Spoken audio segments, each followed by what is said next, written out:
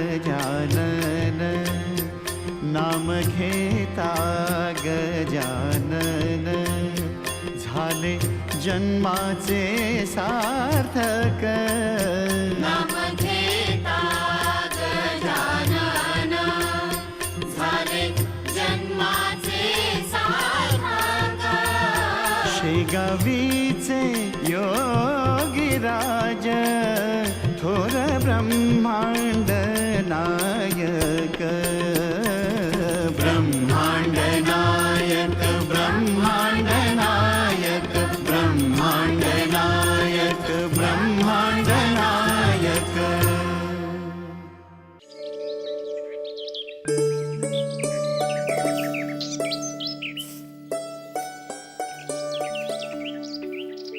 तुकाराम, अरे जगन, काय दोस्ती विसरलास का काय? अरे आठवणीतच उरलायस तू आता. अरे किती लांब राहायला गेला हा? शेगाव काय चावत होतं की काय तुला?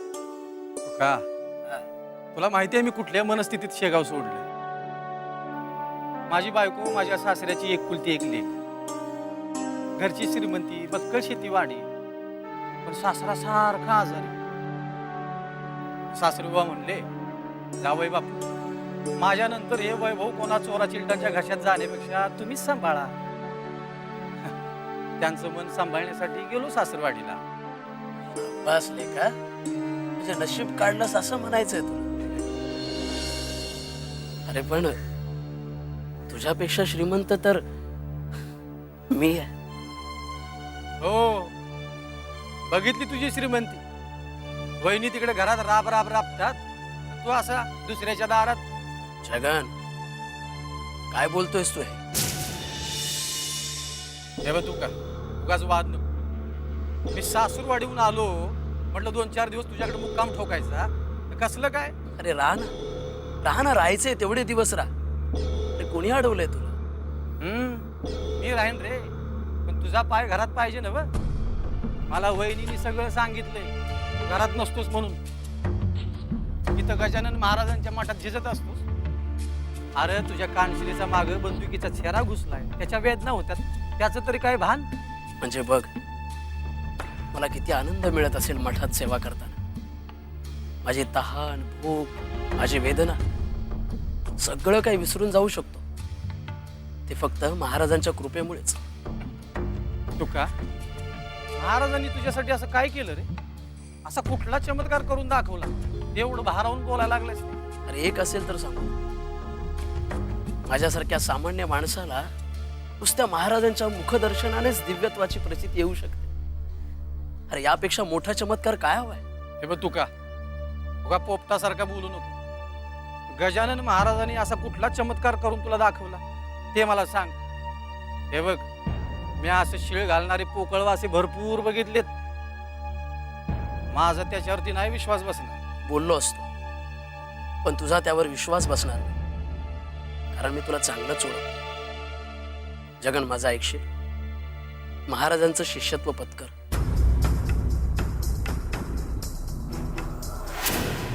म्हणजे तुला सुद्धा महाराजांच्या मोठेपणाची प्रचिती येईल. वा, छान. हे म्हणजे असं झालं, आगीत उडी घे, आगीत होरपळलास की तुला प्रचिती येईल की आग होती. अरे मी तुला बाहेर काढायचा प्रयत्न करतोय, तू मला आत ओढतोस. तुला माहिती आहे माझा स्वभाव. बाप दाखव, नाहीतर श्राद्ध घाल. जगन, अरे मी तुला जितकं ओळखतो ना, त्यापेक्षा कैक पटीने मी महाराजांना, म्हणजे माझ्याच गुरुमाऊलीला ओळखतो.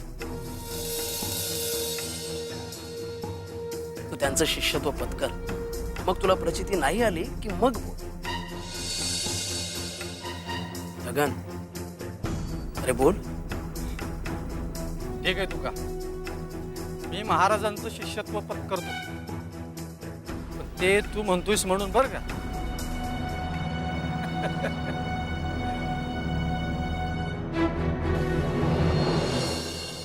उत्तम. जी महाराज. अर्धवट मनाने कोणतीही गोष्ट करू नये, मग ती भक्ती असो वा अन्य काही. अर्धवट मनाने केलेली गोष्ट पूर्णत्वास जात नाही, त्याने आत्मिक समाधानही मिळत नाही आणि वेळही वाया जातो. महाराज माझ्या हातून काय चुकलं का? नाही, पण महाराज ये. अरे वा, आणि कोणी पाहुणं आणलायस बरोबर? महाराज हा माझा दोस्त जगन. नमस्कार महाराज. गण गण गणात बोते. बरा आहेस ना? हो. आपल्याला पाहायची, आपलं दर्शन घेण्याची फार इच्छा होती त्याची. असं का? छान, भाग्यवान आहोत आम्ही. महाराज, आपलं दर्शन झालं खरं तर हे माझं भाग्य. ते तुमचं कसं? तू आमचं दर्शन घ्यायला आलास, त्यामुळे आमच्या शिष्यगणात भर नाही का पडली? आमचे भक्तगण हीच आमची श्रीमंती, त्यामुळे आम्ही अधिक श्रीमंत झालो. महाराज, बोल. आपण जर मला गुरुमंत्र दिला तर मी आपला शिष्य म्हणवू शकतो? नाही, भक्ती गुणाविषयी असू शकते. गुरुमंत्र घेणं म्हणजे गुरुचं शिष्यत्व पत्करणं. त्या गुरुच्या विचारांचा प्रसार आणि प्रचार करण्याची जबाबदारी त्या शिष्यावरती येते. असं होय. महाराज, मग मला आपला शिष्य होण्यास आवडेल. महाराज, मला तुम्ही कधी गुरुमंत्र द्याल?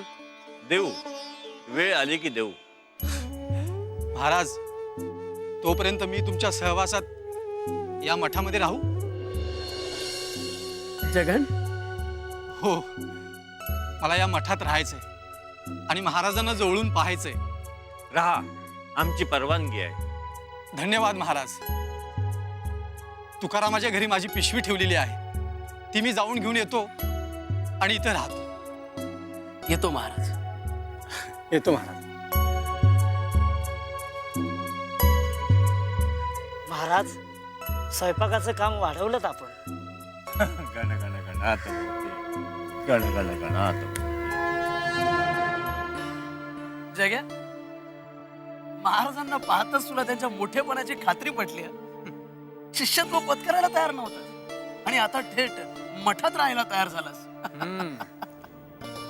तुझ्या महाराजांची परीक्षा घेण्यासाठी म्हणून. जगन, हे बघ तुका, तुझे गजानन महाराज मला माणसासारखे माणूसच वाटले.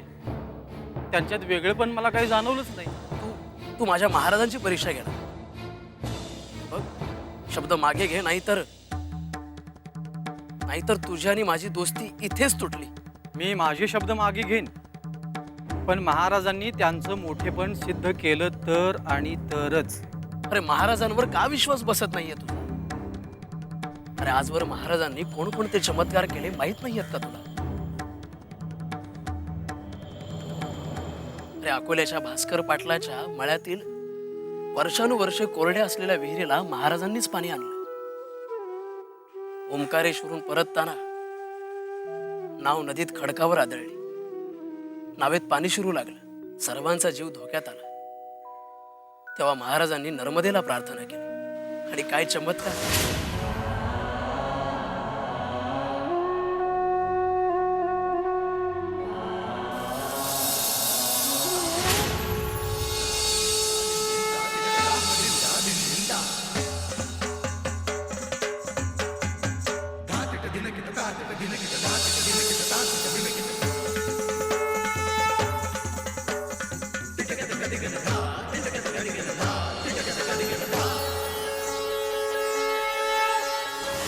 साक्षात नर्मदा देवी प्रगटली आणि तिने नाव पैल तिरी लावून सर्वांचे प्राण वाचवले.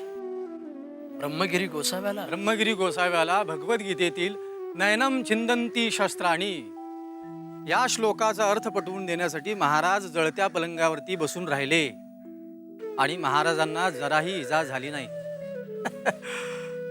ऐकलंय मी हे. हो ना? मग तरीही महाराज संत पुरुष आहेत हे मानायला मी सध्या तरी तयार नाही. जगन, हे बघ तुका, या सर्व प्रसंगी तू महाराजांच्या सोबत होतास? नाही, मी नव्हतो. अरे, पण जी लोक होती ती लोक सांगतात म्हणजे ती खरंच बोलत असतील कशावर? अरे जगन, हे बघ तुका, त्या असल्या ऐकीव गोष्टीवरती मी विश्वास ठेवत नाही. मला स्वतःला प्रचिती यायला हवी. जगन तुला एक सांगू, जगन तू घरी चल, नको थांबूस इथे. तुला प्रचिती येणंच शक्य नाही. अरे तुझा महाराजांवर म्हणजेच देवावर विश्वास नाही, तुला प्रचिती येईल कशी रे?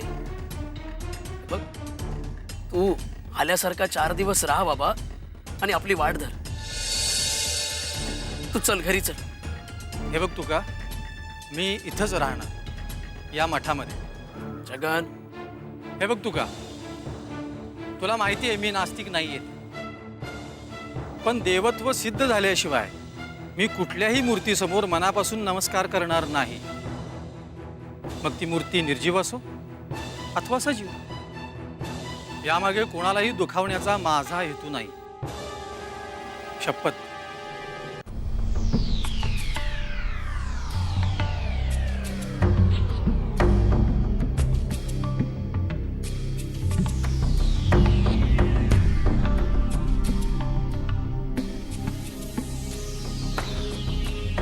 महाराज, बोल जगन. जगन, आज तू घरी यायचं सोडून आमच्या मठात आलास, त्याचं आश्चर्य वाटतं. हो, मुद्दामच. म्हणजे ठरवूनच राहिलोय महाराज. दाम, म्हणजे तुकाराम माझा जिवलग दोस्त ना, त्यानं तुमच्याविषयी बरंच काही सांगितलंय महाराज. चांगलंच ऐकलंयस ना? अर्थातच महाराज. बर मग?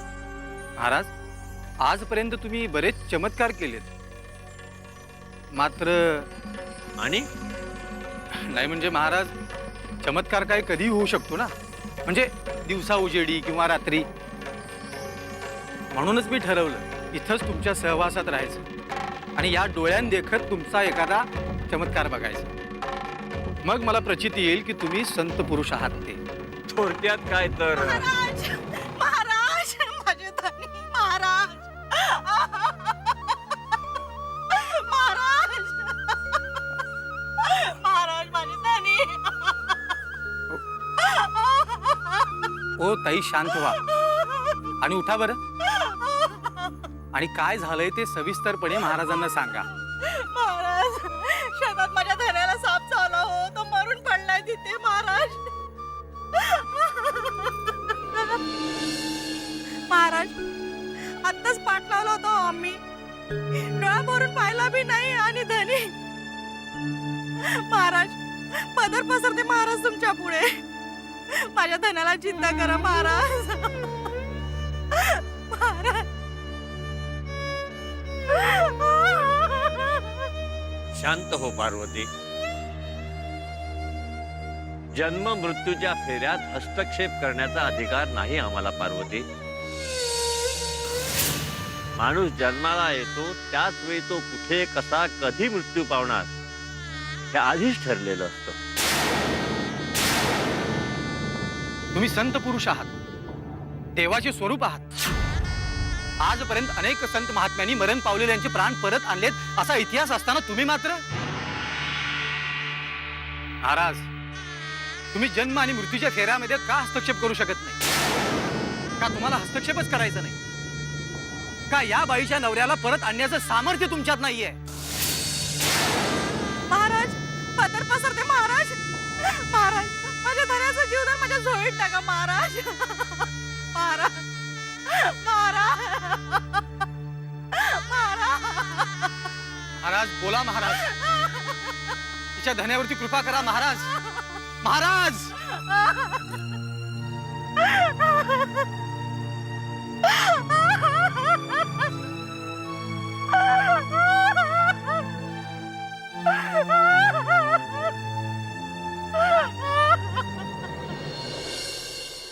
जगनच्या गळी पडून मी चूक तर केली नाही. जगन तसा मनाचा चांगला आहे, पण महाराजांना आव्हान देण्यासारखी भाषा त्याच्या तोंडी शोभत नाही.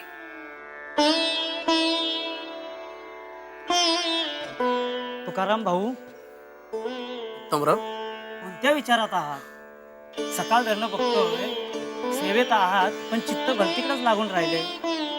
काय सांगू उत्तमराव, हो आपलेच दात आणि आपलेच ओठ. आता काय झालं? माझा तो दोस्त आलाय ना, जगन. हा हा, काल भेटले मला ते. तुकाराम, हे बघा आलेच. काय जगनराव, बरं आहे ना? मला काय धाड भरली? मला तुम्हा लोकांचंच काही खरं दिसत नाही. आता काय झालं? अहो, कसले तुमचे गजानन महाराज? जगनराव, काय केलं आमच्या महाराजांनी? काहीच केलं नाही ही तक्रार आहे माझी. काल रात्री मठात आलेली ती बाई, नुकतंच लग्न झालेलं, साप चावून नवरा मेला तिचा. तिचा विलाप अजूनही माझ्या कानात घुमतोय. काय मागणं होतं तिचं? माझ्या नवऱ्याला पुन्हा जिवंत करा, मला संसार सुख अनुभवू द्या. काय केलं तुमच्या गजानन महाराजांनी? जीवन मृत्यूच्या फेऱ्यामध्ये मला हस्तक्षेप करता येत नाही असं सांगून पाठ फिरवली त्यांनी. काय चुकीचं केलं महाराजांनी? तुकाराम, अरे महाराज खरोखरच देव आहेत हे दाखवण्याची संधी होती त्यांना. काय बिघडलं असतं त्या बाईच्या नवऱ्याला जिवंत केलं असतं तर? आकाश पाताळ एक झाला असता. संत पुरुष गंडांतर टाळू शकतो, पण कुणाचाही विधिलिखित मृत्यू टाळण्याचा किंवा कुणालाही नव्याने जीवदान देण्याचा अधिकार त्यांना नाही. तुकाराम, मी असं ऐकलंय की तुमच्या गजानन महाराजांनी एका मेलेल्या कुत्र्याला फक्त पदस्पर्शाने पुन्हा जिवंत केलं. खोटच का ते? माणसाचा जीव कुत्र्याच्या जीवापेक्षा कवडी मोल वाटतो तुमच्या गजानन महाराजांना. अरे कसले तुमचे गजानन महाराज?